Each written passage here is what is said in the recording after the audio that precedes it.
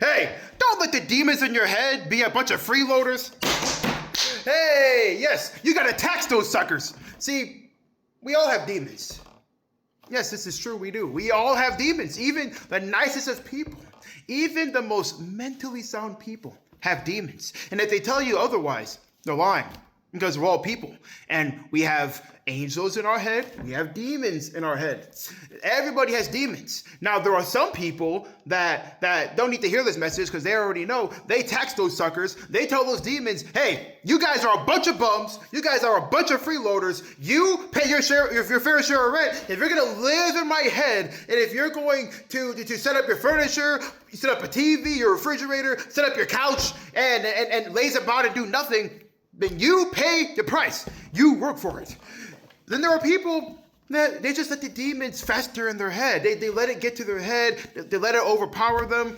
And then next thing you know, they're worse off. They're mentally overloaded, and it can lead to panic attacks. It can lead to a lot of things. And the thing is you got to tax those demons, because you're always going to have bad thoughts. You're always going to see negative outcomes and things, and you're always going to be down on yourself. So you're not always going to be down on yourself, but in major situations of brand new revelations in your life, you might be down on yourself. You might think, I can't do it.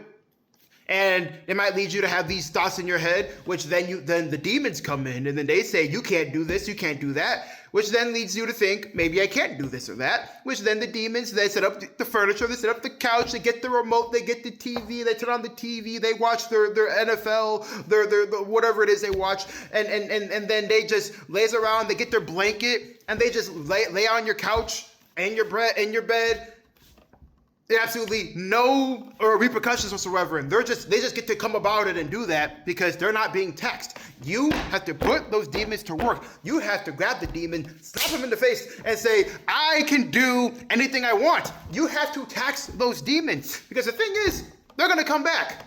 I don't know who's giving them the keys to the apartment in your brain. That's something maybe you got to open up a police investigation on, but they're going to do it, okay? Somehow they have the keys, and they're going to enter in, they're going to do whatever they want. And you have to tax those demons. If they are going to live in your head rent-free, then they shouldn't be rent-free. You pay those suckers. You pay those suckers. Your brain isn't free real estate. It charges money, okay? So you have to make those demons work. And you have to remind yourself to not let the demons win. If you let the demons win, then they will live rent-free in your head. Your bank account is going to deplete to zero. You're going to be in the negative. And then for what? For what? You have to turn those demons into angels.